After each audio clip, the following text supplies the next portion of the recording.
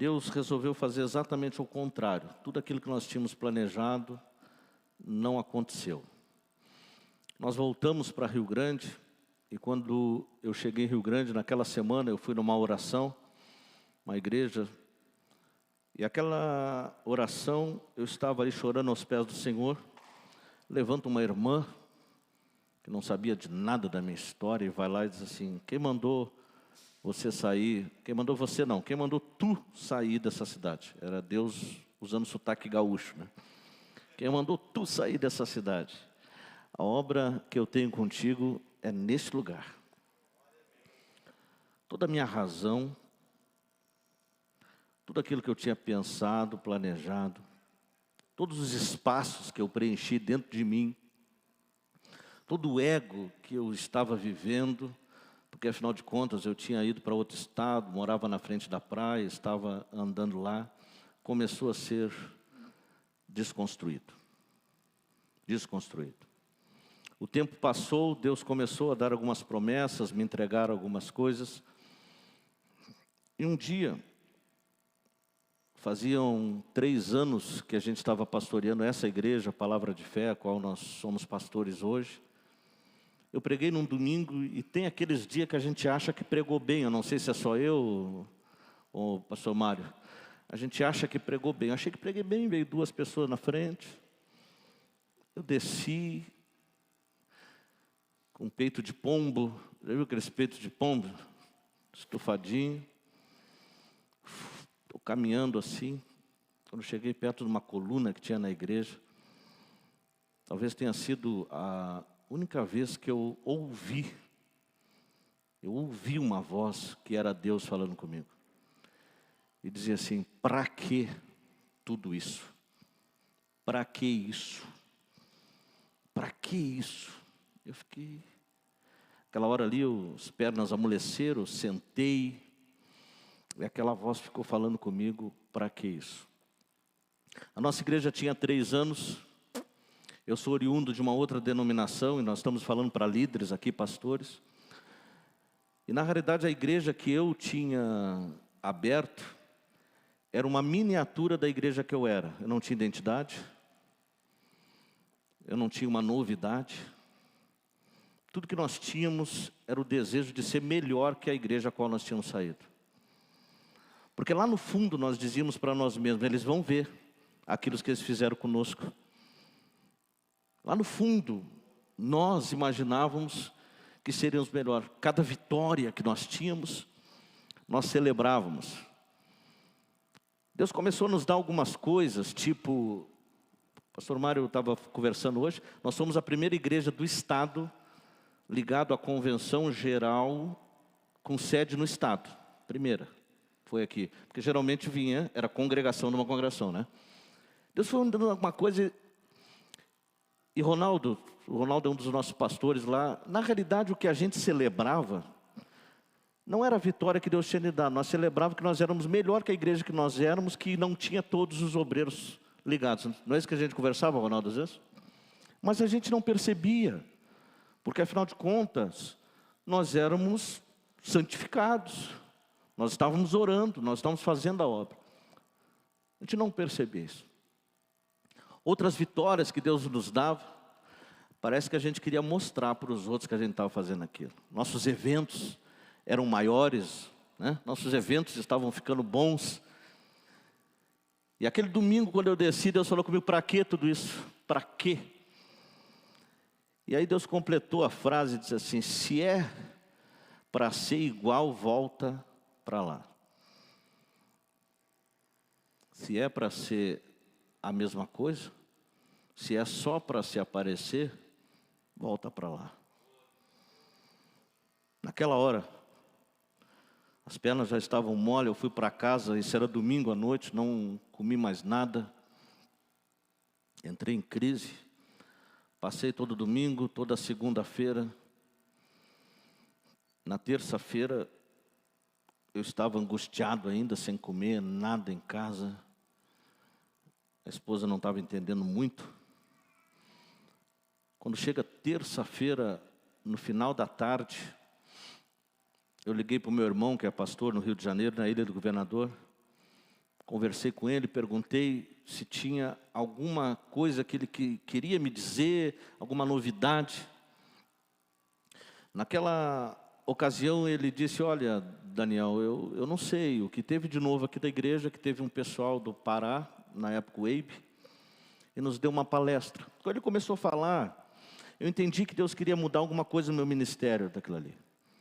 Eu liguei para o pastor Ronaldo, na terça-feira, finalzinho da tarde, ele apareceu lá em casa, a gente não tinha muitas condições, mas juntamos daqui, juntamos dali, isso era terça, quinta-feira, nós estávamos em Barueri, numa conferência de líderes, na Igreja da Paz, do pastor Gumer, pastor Eibe pregando, e nós, ao chegar ali, eu coloquei a minha roupa, e eu estou falando que eu era tradicional, estou falando de mim, e alguém nos recebeu, nos abraçou, só que antes eu cumprimentava com o braço esticado, assim, ó. A gente não abraçava, a gente falava, cumprimentava assim, mas tudo bem se você não abraça, né? Eu não abraçava, mas eu não abraçava não porque eu não queria abraçar, eu não abraçava porque eu achava, fui ensinado a ser melhor que aqueles, e que eu não devia me abraçar tanto assim. Na realidade, aquele homem nos atendeu, nos ofereceu um café, foi isso, Ronaldo? Me ajuda? Nos ofereceu um café, nos tratou tão bem. Eu comentei com o Ronaldo, que diácono legal esse aí, né? Cara, gente boa. Diácono top. Aí, quando começou a conferência, ele não era o diácono, ele era um dos pastores da igreja, cuidava de quase 1000 pessoas, eu acho, lá naquele lugar. Eu tinha 100 membros e achava que era o cara. Anel no dedo. Nada contra anel, você pode usar, eu só estou falando dos meus sentimentos, da minha emoção. Entrava na igreja pelo corredor do meio.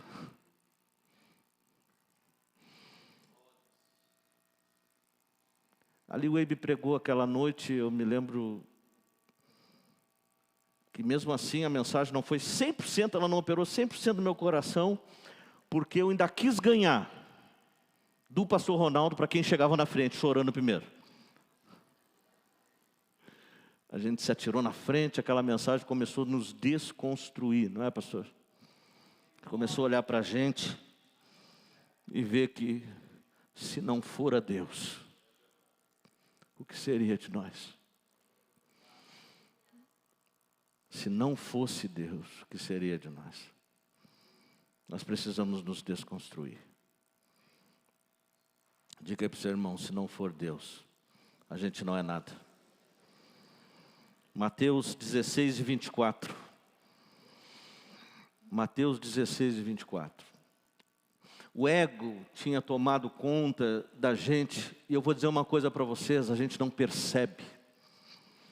A religiosidade, a santidade, os sentimentos que a gente não percebe. A gente até ora num sentido, Senhor, abre tal porta, mas não a porta pela porta, mas a porta para que o outro líder veja que aquela porta foi aberta. A gente fala de unidade, mas tem muita dificuldade. A gente fala de amor, mas se os nossos pratos falassem, os nossos talheres, quando chegamos do culto em casa,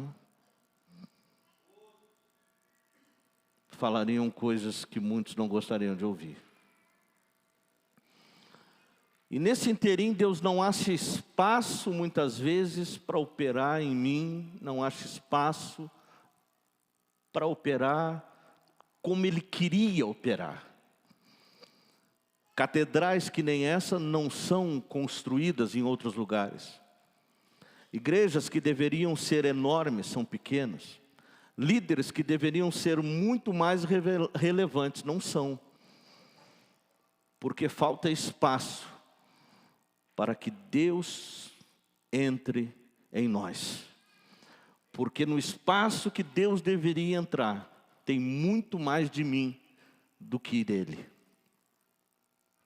Mateus 16, 24, assim disse Jesus: se alguém quer vir após mim, negue-se a si mesmo, pegue a sua cruz e siga-me. Que alguém quiser vir após mim, negue a sua vontade, pegue a minha vontade e só depois siga. Quem quiser vir após mim, deixe de lado a sua vontade, adeque-se à minha vontade e só depois siga. Jesus ensinou muito sobre a vida de cruz. Ir para a cruz foi a vontade de Deus na vida de Jesus. E o princípio de andar na cruz, de andar pela fé, ele precisa ser entendido por mim, por você, para que haja na nossa caminhada, na nossa construção daquilo que Deus quer que eu e você seja, a efetivação daquilo que Ele quer, não daquilo que eu projeto para as coisas, para a vida, para a minha comunidade, para a cultura daqueles que estão à minha volta. Então o primeiro princípio, queridos, já visto que o primeiro pecado foi incredulidade, nós precisamos fazer o caminho de volta, que é andar pela fé. Por que muitas vezes eu sou cheio de mim? Porque as circunstâncias a qual eu estou inserido não me dão, ou eu acho que não me dão condição de andar por fé, de viver aquilo que Deus quer que eu viva. Quantos de nós desistiram de um propósito por causa das circunstâncias? E muito mais do que viver uma vida de fé, eu vivi a incredulidade de não crer naquilo que Deus tinha preparado para mim. Quantos têm promessas aqui? Eu sei que todos nós temos promessas. Levante a mão porque você tem. Mas às vezes nós abandonamos essa promessa porque as circunstâncias, elas são muito diferentes daquilo que nós projetamos, que o nosso eu imaginou. Eu, por exemplo, me planejei tudo para me aposentar aos 30 anos de idade. Estava tudo indo bem. Tudo indo bem. Até que Deus disse, só que não. Falei, poxa, bem na minha vez, né? Eu trabalhava com diversão eletrônica. E um dia, eu estou passeando, né? A empresa faturava 2.000 e pouco em dinheiro vivo por dia, lucro. Eu estava passeando e tal. E eu tinha um contrato grande com uma rede de supermercado. Um dia me ligaram. A rede de supermercado entrou em falência. Eles estão devendo muito, vão fechar tudo.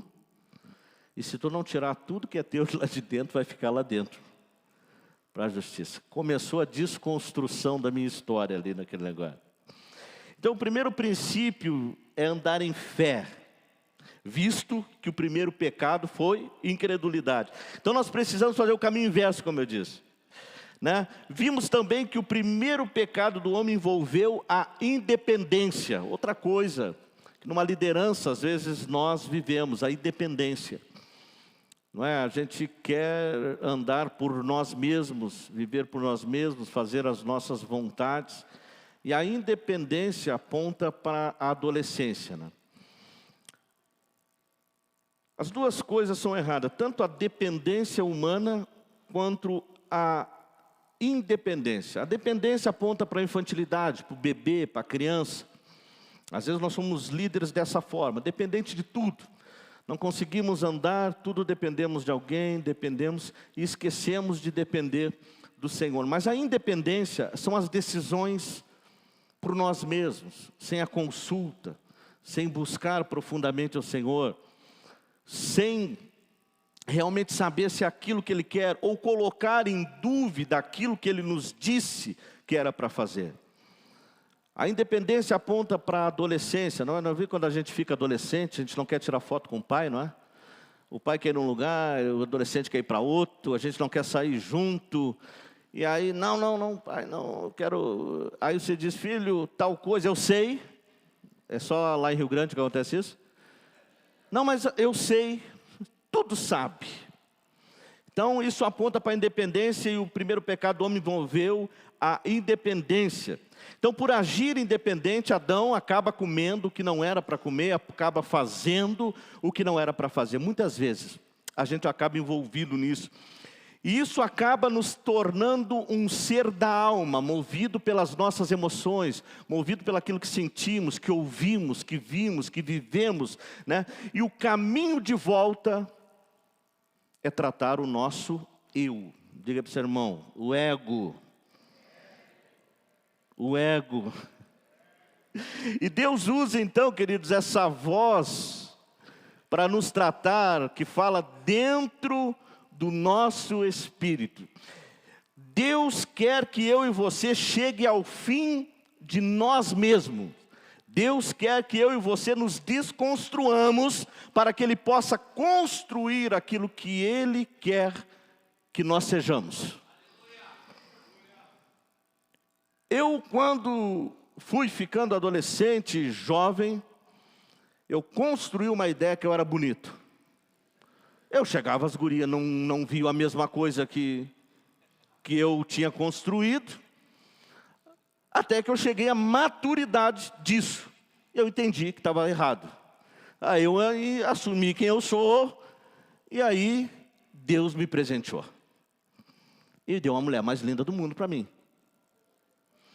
Então, quando nós desconstruímos aquilo que nós queremos construir, nos desconstruímos, Deus constrói o que Ele quer. Se você não está alcançando os objetivos que você quer alcançar, talvez você esteja agindo por você mesmo, independente.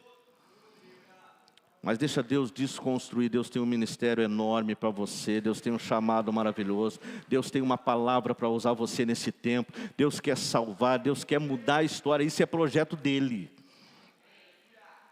Aleluia, glórias a Deus. Então Deus quer que cheguemos ao fim de nós mesmos, mas isso só é possível quando nós entendemos o quanto o nosso eu é prejudicial, o quanto o nosso ego é prejudicial. Enquanto não entendemos que o orgulho, o ego agride a Deus, nós não conseguimos chegar onde Ele quer que nós cheguemos. Nós não conseguimos servir da maneira certa. Nós não conseguimos andar da maneira certa. Quantas vezes eu entristeci meus pais, porque eles pediam alguma coisa, certos, maduros, conscientes, e aquilo ia me abençoar. Mas era eu, e eu não podia fazer aquilo porque eu achava que não tinha que fazer. E fazia do meu jeito, e quantas vezes nós quebramos a cara. Quantas vezes nós erramos porque o nosso eu nos leva a fazer aquilo que o Pai pediu para que nós, ou não desejava que nós fizéssemos.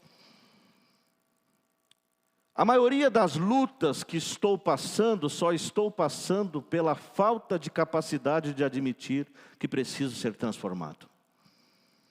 A maioria das lutas que estou passando, só passo por elas, porque falta-me capacidade de admitir que preciso ser transformado. Entro onde não devia entrar, vou para onde não devia ir, faço o que não devia ter feito, respondo o que não devia ter respondido, corto o que não devia ter cortado no trânsito, xingo quem não deveria ter xingado no trânsito, chego nervoso com o meu chefe do trabalho, descarrego na minha esposa, descarrego no meu filho. Quando olho para trás e digo, esse menino está tão rebelde, ele não está rebelde. A minha esposa não me entende, eu estou lutando, você só está lutando pela falta de capacidade de admitir que precisa ser transformado. Movido pelo ego, pelo eu, pelas emoções. Quantas vezes eu agi assim? E meus queridos, nós precisamos enxergar isso, porque às vezes nós não enxergamos. Nós precisamos ver isto, porque às vezes nós não vemos.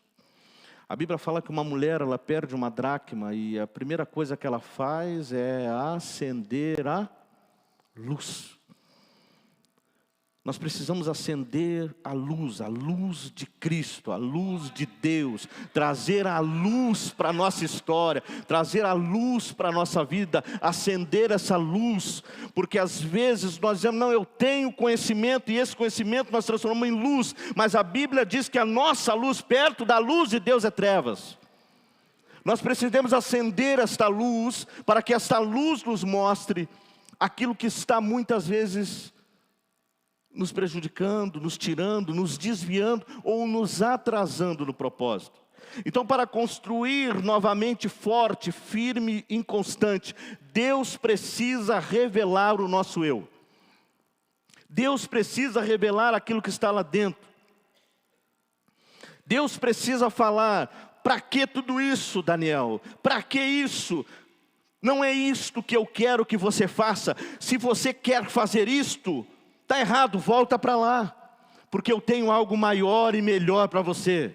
Eu tenho um projeto específico. Eu tenho algo que você precisa entender. Mas é eu que vou te dar. Esvazie-se das tuas vontades. Pegue a minha vontade e siga-me, que nós vamos ser vitoriosos. Porque eu já sou. Aleluia, glórias a Deus. Meus queridos, eu precisei ver a luz de Deus na minha vida. E sabe qual era o meu grande problema? Eu não me enxergava. E sabe qual é o maior, um dos maiores problemas nossos? É não nos enxergar. Um dos maiores problemas da liderança é não se enxergar. Sabe? Quantas vezes ouvimos uma direção, nós até dizemos: deixa comigo, pastor, mas lá dentro nós estamos dizendo: quem é ele que pensa que ele é? Pode deixar que eu faça. Quem ele pensa que é para falar assim comigo? Não é? Por que só ele? Porque só um trono? Porque só um Deus? A picada da serpente nos trouxe o espírito luciferiano. Muitas vezes se manifesta o espírito serpentino, adâmico, se manifesta no meio das reuniões e nos impede o futuro da unidade, o futuro da alegria, o futuro do transborde do Espírito Santo. Somos amarrados como uma cordinha que alguém amarra na cintura e deixa você andar até um pouco. Quando você chega ali, parece que puxa. Um culto que nem esse, uma conferência que nem essa, meu Deus, eu quase voei ali, falei com o Wagner, já estava chorando, mas às vezes, quando eu saio ali, o meu eu se manifesta. A Bíblia fala de um povo chamado os Jebuseus. Eles habitavam em cavernas que eram esculpidas nas rochas, no alto, e eles viam todos chegar, e eles sempre venciam os reis. Os objetivos desses jebuseus nunca foi vencer totalmente ou matar o povo de Israel. Os reis que reinavam sobre Israel, eles não matavam os jebuseus porque eles não conseguiam alcançá-los. O objetivo deles não era tomar conta de Israel, mas era ocupar um espaço. Davi, após ser rei em Judá, agora sobre todo Israel, o costume dos reis era sentar em uma semana de festa e comer e festejar, mas a Bíblia diz que Davi olha para o seu povo e diz: olha, ninguém senta, ninguém come, ninguém bebe enquanto nós não alcançarmos os jebuseus. A Bíblia diz que os jebuseus zombavam de Davi, riam de Davi. Num versículo a Bíblia fala assim: os cegos e os coxos jebuseus são capazes de derrotar aqueles que tentam alcançá-los. Mas a minha Bíblia diz que a luz de Deus se acende sobre Davi, e num determinado momento Davi se irrita. Davi, ele diz assim: ó, eu não vou aceitar isso.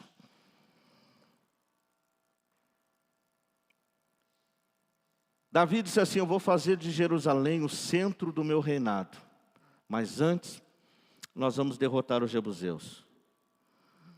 A Bíblia nos fala que o único jeito que Davi achou de chegar até as cavernas onde habitavam os jebuseus, que a Bíblia diz que desde o tempo de Josué eram como aguilhões, e espinhos sobre seus olhos, eles não matavam, mas eles incomodavam. Eles impediam o progresso do reinado de Jerusalém. O nosso ego, o nosso eu, ele faz isso. Às vezes nós não notamos, ele está lá. Às vezes guardado nas fortalezas da nossa vida, nas fortalezas dos nossos segredos, na fortaleza da nossa mente, na fortaleza dos nossos pensamentos. E nós nos acostumamos com aquilo e deixamos passar com o tempo. Mas Davi disse, eu não aceitarei isso. E de repente eles descobrem um jeito de alcançar os jebuseus. E o único jeito era pelo canal das águas. O canal das águas era o esgoto das casas e das cavernas dos jebuseus. A Bíblia diz que os homens não conseguiam andar em pé naquele canal. Ou seja, eles tinham que se prostrar, se abaixar. Sinal de humilhação. Sinal de humilhação. É o único jeito da gente alcançar aquilo que às vezes está escondido, guardado e nós não vemos. A luz de Cristo quer ser acesa na minha e na sua vida nessa noite. Eu preciso disso. Meus queridos, nós precisamos dessa luz. Na maioria das vezes nós não nos enxergamos, eu não me enxergo. Nós não nos vemos, não nos conhecemos. É nesta hora que Deus precisa nos mostrar. Deus usa a conferência, Deus usa as palavras, Deus usa a esposa, o esposo, o filho, o irmão, a casa. Nós precisamos ter sensibilidade para ver isso. Deus tem duas maneiras, Deus revela, Deus mostra de alguma forma. A revelação é a luz de Deus que nos mostra todas as coisas. A Bíblia diz que na sua luz nós vemos a própria luz, porque a nossa luz é trevas perto da luz de Deus. Portanto, quando nós vamos para a luz, nós temos revelação daquilo que nós precisamos tratar. Às vezes é orando, às vezes é chorando, como um louvor que nesse aqui. Deus nos traz a revelação. Às vezes é descendo do altar arrogante, achando que pregou a melhor mensagem da vida. Deus fala conosco. Às vezes Deus está falando agora com a gente. Às vezes a luz está acendendo agora. A Bíblia diz que essa luz mostra aquilo que nós precisamos ver.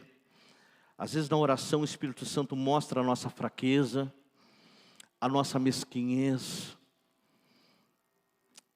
E com muito temor que eu falo isso. Às vezes Ele mostra, como mostrou para mim, que talvez achar que eu sou melhor que os outros, que aquilo que eu faço na igreja é insubstituível. Ah, se o pastor me perder. Ah, se eu sair daqui. Uma vez eu escutei alguém falando a respeito da igreja a qual eu sou pastor. Ah, se eu sair de lá, o pastor Daniel está perdido. Pensando, meu Deus do céu. Às vezes orando, Deus nos mostra a nossa mesquinhez de achar melhor que os outros, de nos acharmos justos quando não somos, de nos acharmos santos, de nos acharmos superiores. E nós precisamos que a luz de Deus acenda. Mas muitas vezes, como os jebuseus, resistimos a esta luz. E como que se resiste? Porque às vezes não oramos como deveríamos orar, não buscamos como deveríamos buscar, e não nos humilhamos como deveríamos nos humilhar. Nesta hora Deus não acha espaço para operar dentro de mim, Deus não acha espaço para fazer tudo aquilo que Ele quer fazer na minha e na sua vida. Irmão, eu tenho convicção, e não estou falando em número de pessoas, nós temos muitos pastores aqui, que Deus tem muito mais para o seu ministério. Eu tenho convicção que Deus tem muito mais para o meu ministério. E quantas vezes eu impeço aquilo que Deus quer fazer lá na igreja, a qual Ele me colocou, porque às vezes eu até acho que sou melhor que Ele, que se Ele me tirar de lá, a igreja quebra. Às vezes passa isso na mente. Às vezes nós pensamos isso. Às vezes, como somos pastores auxiliares, pensamos isso do pastor, pensamos isso dos líderes, dos supervisores, pensamos isso dos nossos irmãos. E Deus não acha espaço para se revelar dentro de nós, porque estamos preenchidos, nosso espírito está preenchido com as coisas que não são as coisas de Deus. Aí Deus acaba trazendo a revelação, às vezes a vergonha, a disciplina. E Deus não tem prazer nisso. Por esses dias no Brasil, nós estamos vendo aí na mídia social um escândalo nacional. Eu imagino que Deus tentou mostrar a luz muitas vezes sobre muitas coisas, porque Deus não tem prazer nessa disciplina. Mas como nós não acendemos essa luz, não vemos, Deus acaba tendo que trazer o vexame. Não porque Deus quer matar, porque Deus quer curar, revelar e trazer de novo e dizer: meu filho, eu preciso de você. Santo, puro, transformado, desconstruído para uma nova história que eu quero construir através da sua vida. Deus não nos disciplina. Deus não nos traz a dureza, talvez como uma palavra que nem essa, eu queria aqui estar pregando outra coisa. Porque Ele não nos ama. Mas é porque Ele nos ama muito. Que Ele fala comigo, Ele fala conosco. A disciplina de Deus vem até nós. E Ele quer apenas mostrar quem nós somos. E Ele faz isso muitas vezes nos expondo. Porque na realidade, Deus Ele quer mostrar quem nós somos. A Bíblia fala em Deuteronômio, capítulo 8 e versículo 2. Recordar-te-ás de todo o caminho pelo qual o Senhor teu Deus te guiou no deserto. Por quantos anos? 40 anos. Para te humilhar, para te provar e para saber o que estava...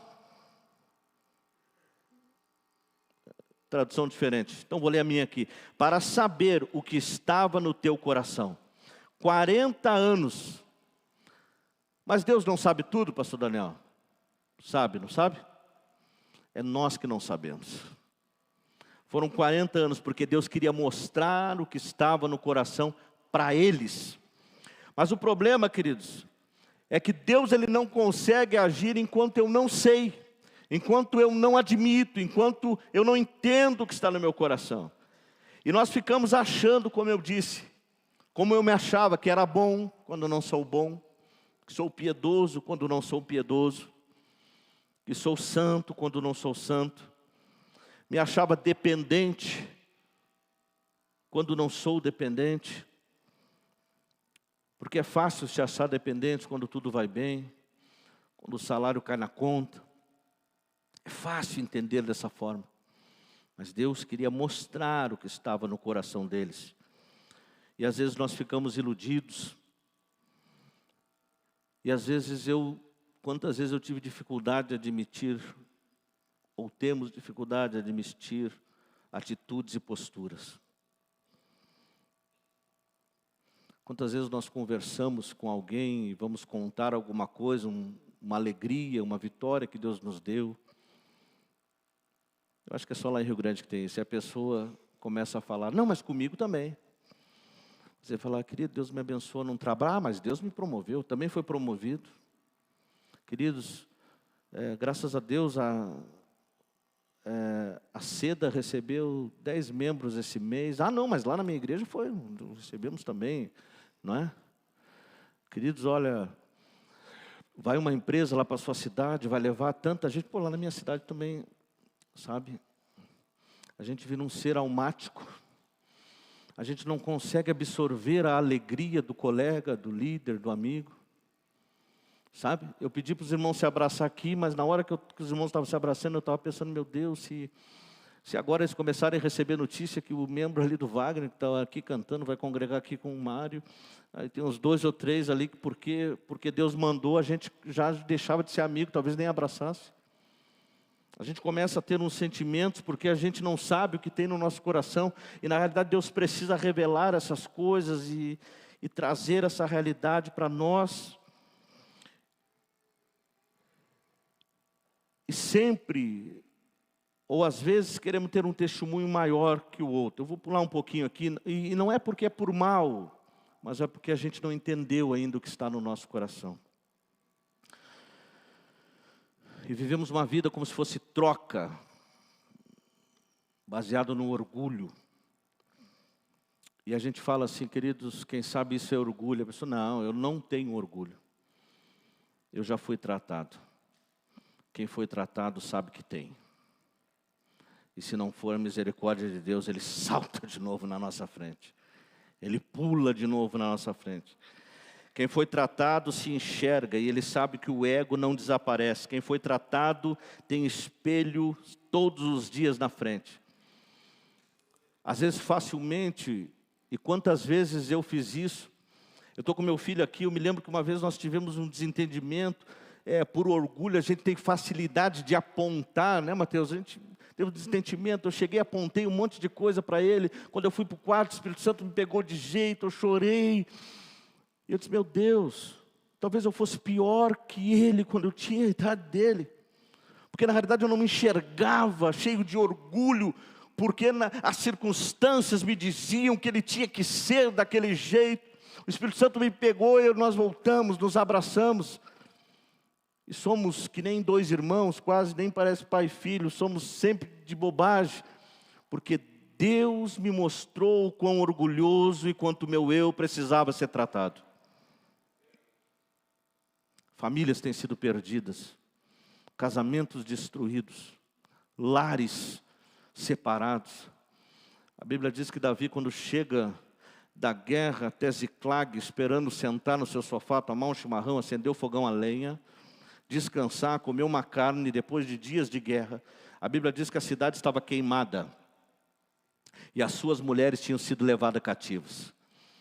A guerra na Ucrânia, que no Brasil não temos ainda, mas muitas mulheres estão cativas, longe das suas próprias casas, muitos homens, muitos filhos. Dormem na mesma cama, mas a quilômetros de distância na sua mente, andam no mesmo carro, mas a quilômetros de distância nos seus pensamentos. Cativos, levados, orgulhos feridos, alma ferida, orgulho que não se dobra, o ego que aflora e não consegue pedir, dizer, meu amor, me perdoa.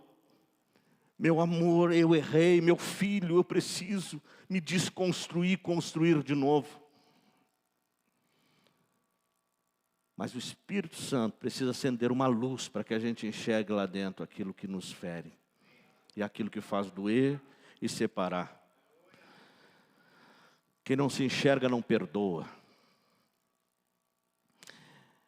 Eu perdoar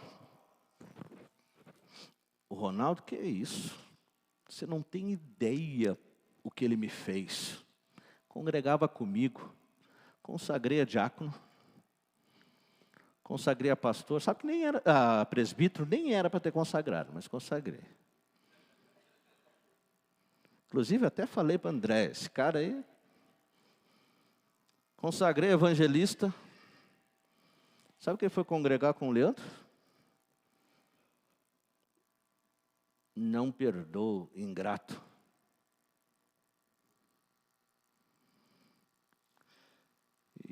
E a falta do perdão é querer que o outro morra e tomar um copo de veneno todos os dias. Aquilo que bate lá dentro, às vezes cresce como uma raiz. Primeiro é uma semente, depois vira uma raiz, depois sai para fora e todo mundo vê. A gente vira amargo, a gente vira duro. E a luz precisa ser acesa. Logo eu perdoar o Ronaldo de jeito nenhum. Porque afinal de contas, eu sou eu.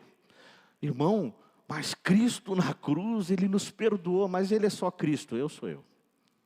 Ele é só o Cristinho lá. Eu não perdoo, você não tem ideia o que Ele me fez. Queridos, até oramos por isso. Deus, pesa a mão no Ronaldo. Pesa, Senhor, faz alguma coisa com ele lá para ele aprender, para ele não fazer mais isso comigo. E até às vezes nos renovamos com isso. Mas na realidade nós não somos espirituais, nós precisamos ser tratados. Porque nós não nos enxergamos. Porque quem se enxerga perdoa fácil. Diz assim, quem sou eu para não perdoar? Mas olha o que ele fez com você. Não, mas isso não tem problema. Quem sou eu? Cristo morreu por mim. Aleluia, eu fiz muito mais coisas erradas por Ele. Mas Ele se entregou por mim. Quem sou eu para não perdoar? Quem sou eu para cobrar a santidade? Quem sou eu para cobrar as coisas que eu mesmo muitas vezes não consigo fazer?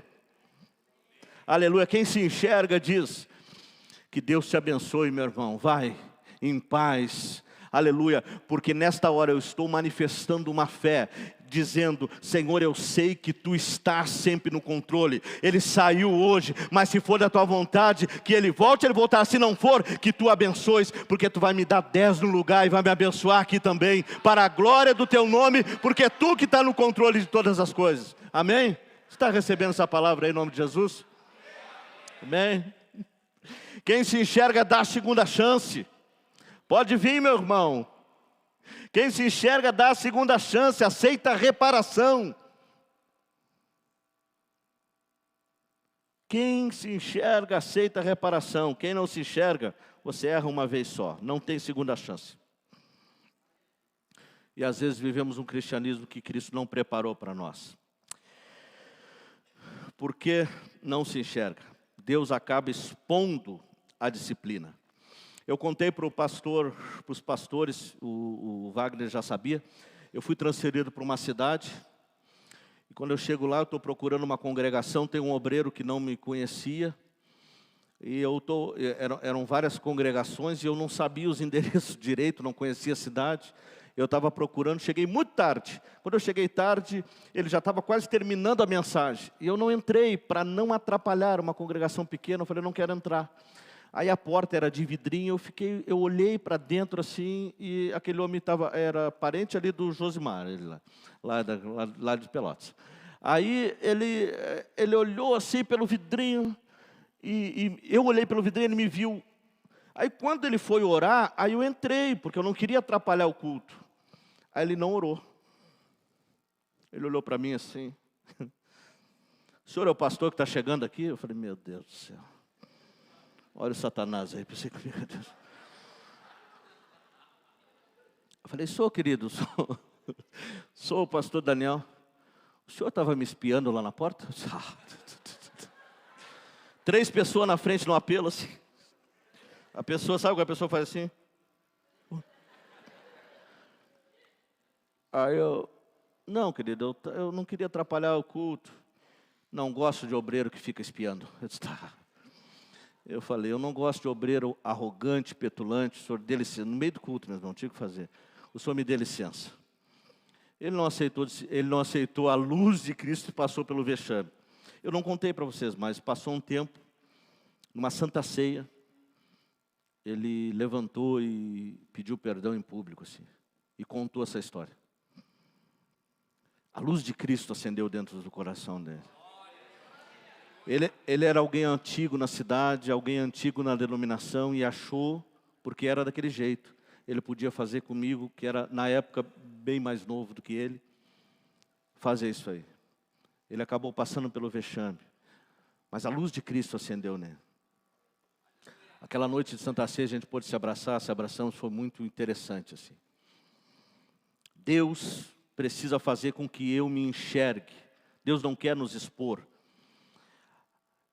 E às vezes nós passamos por situações e falamos assim, não, eu só estou assim com o pastor, porque eu nunca me senti tão humilhado que nem naquela reunião, nunca me senti tão humilhado que nem naquela igreja, nunca me senti, afinal de contas eu sou um líder, me pediram para ir lá ajudar no banheiro. Eu nunca me senti tão humilhado. Queridos, diga para o seu irmão, ninguém humilha ninguém. A Bíblia diz em Tiago, humilhai-vos perante o Senhor. Às vezes a gente não se dobra para as coisas, se exalta. É nessa hora que nós estamos deixando o nosso ego aflorar. E é nessa hora que o Espírito entende que não tem como Ele nos conduzir, porque quando nós nos dobramos, quando nós não aceitamos, Ele não nos conduz. Não tem como o Espírito nos levar até o lugar que Ele quer nos levar, não tem como Ele nos conduzir até o lugar que Ele quer que nós estejamos. Porque o Espírito é um cavalheiro, ele não puxa, ele não força, ele quer que a gente entenda isso, que a gente acenda essa luz e diga, Deus, eu estou aqui. Usa-me a mim. Ele quer que eu e você entenda e se entregue a Ele. Ele não usa força, mas Ele nos indica o caminho. E o caminho é negue-se a si mesmo. Pegue a minha cruz e siga-me. Negue-se a si mesmo, para com esse orgulho, deixa o eu de lado, pegue a minha vontade, que ela é boa, perfeita e agradável. Pastor Mário leu aqui. Que mais que nós queremos? Que essa vontade boa, perfeita, agradável, plena na nossa vida.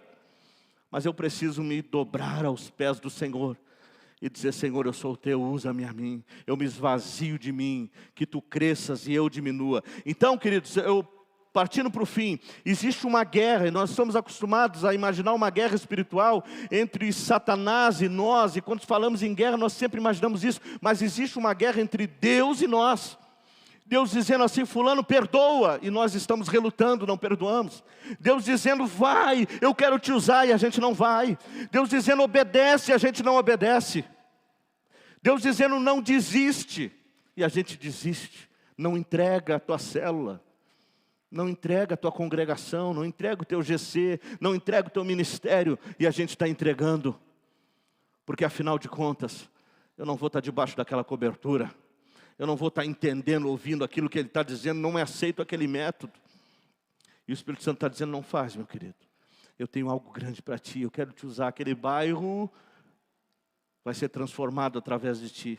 O Espírito está militando dentro de nós, contra o nosso ego. E o nosso ego é a expressão da carne. Por isso o Espírito luta contra mim, contra você, contra o ego.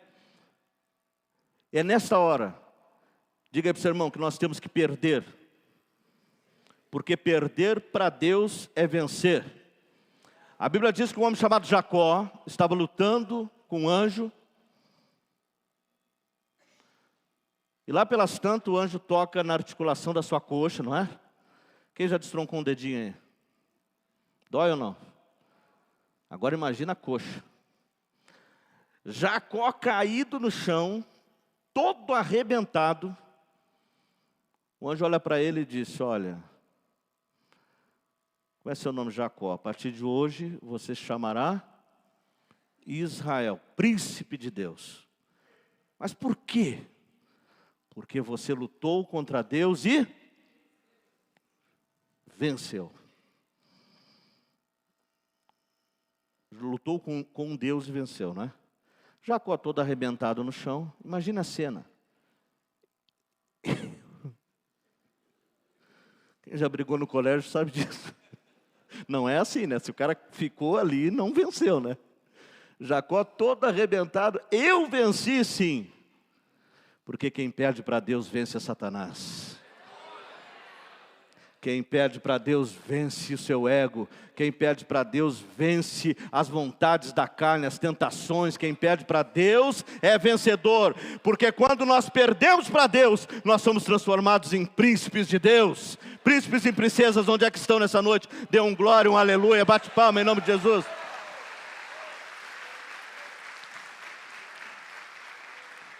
Você venceu, eu ganhei. Sim, Jacó, você ganhou. Porque quem perde para Deus, ganha do diabo. Às vezes nós passamos a vida toda ganhando de Deus. Ganhando de tudo aqui, quem manda sou eu, quem decide sou eu, quem faz sou eu. Quantas vezes vencemos a Deus todos os dias? Estamos perdendo para o diabo. Estamos perdendo para a nossa carne. Costumamos passar a vida toda vencendo Deus. Mas eu quero dizer para vocês, eu estou resumindo, estou acelerando aqui. Deus quer levantar príncipes e princesas nesse tempo. Deus quer levantar príncipes e princesas nesse tempo. Mas nós precisamos perder para Deus. Nós precisamos perder para a vontade de Deus. Deixar a nossa vontade de lado e dizer: Deus, eu quero ser príncipe, eu quero ser usado por Ti. Quem vence o diabo é aquele que perde para Deus. Como essa coisa de perder para Deus? 2 Coríntios 2,14. Na linguagem de hoje, a Bíblia na linguagem de hoje diz assim: mas graças, porém, a Deus, que nos conduz como cativos no desfile. Linguagem de hoje vocês não têm, querido? Não? Então deixa que eu leio aqui, ó. Mas graças a Deus, porém, que nos conduz como cativos no desfile triunfal de Cristo. De quem é o desfile triunfal? Que nos conduz como Mas quando a gente lê ali, principalmente naquelas traduções, nós achamos que o desfile triunfal é nosso.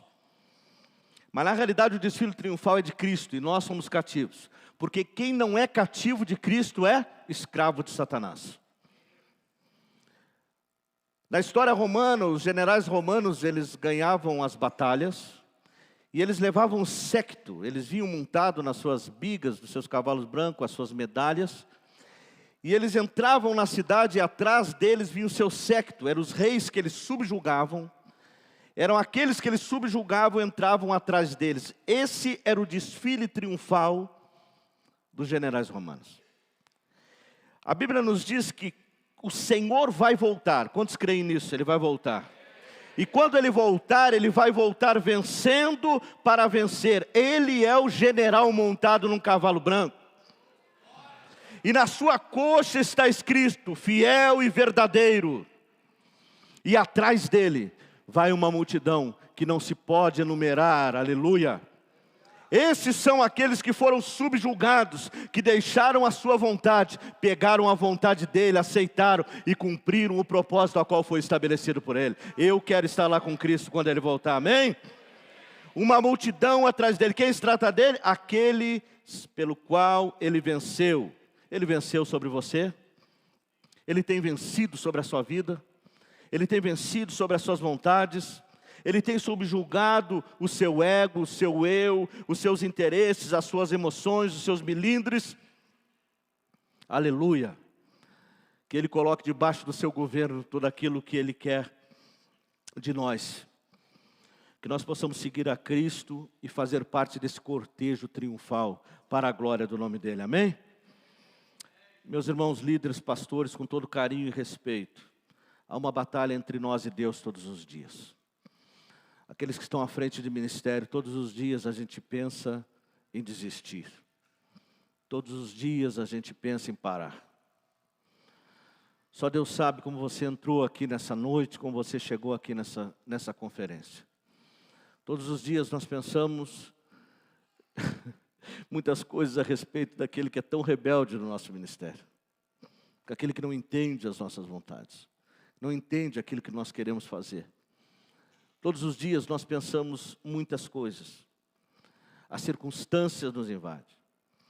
Todos os dias nós pensamos talvez em não perdoar. Nós pensamos em gritar no trânsito.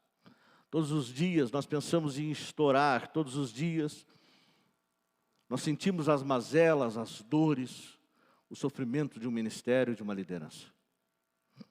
Todos os dias a nossa vontade quer aflorar e dizer, afinal de contas eu sou um profissional de tal área, eu vou largar tudo isso e vou seguir a minha vida. Uma das frases mais demoníacas dos últimos tempos, vou largar tudo e vou cuidar da minha família. Deixamos tudo. Mas existe uma batalha dentro da nossa mente, às vezes nós achamos que é o inimigo, mas é Deus dizendo, querido, não faz isso, falta só um pouquinho. Daqui a pouquinho tudo isso vai passar. Daqui a pouquinho eu vou fazer o desfile triunfal. Daqui a pouquinho você estará ao meu lado, aleluia, e você será o séquito que eu estarei levando. Em nome de Jesus, aquilo que está falando no nosso espírito, dizendo perdoa, levanta, vai, segue, não desiste, não pare, porque você vai vencer, porque Ele já venceu também por você.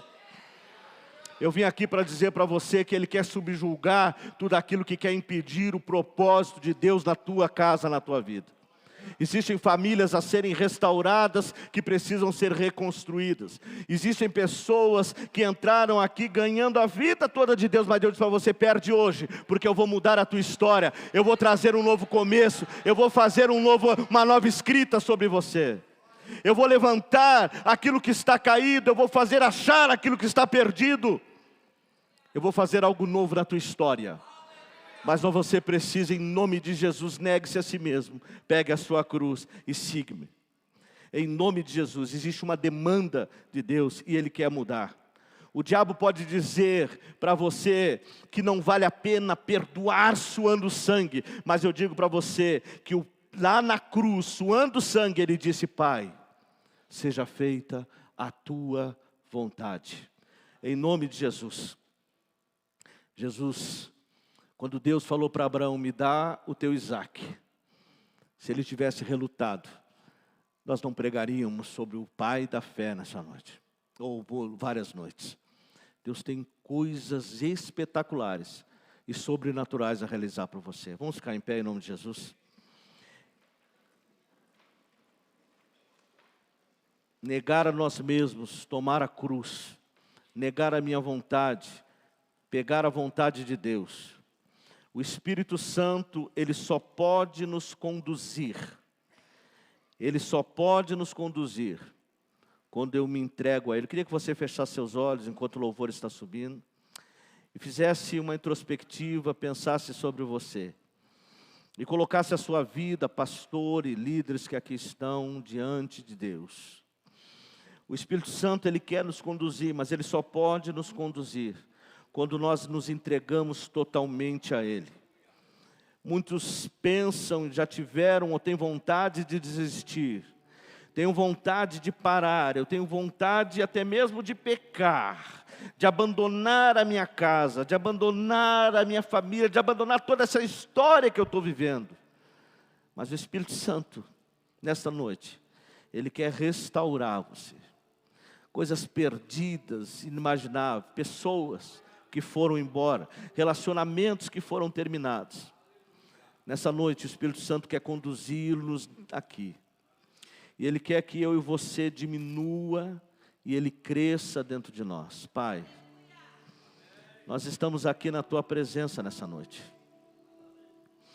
Em nome de Jesus.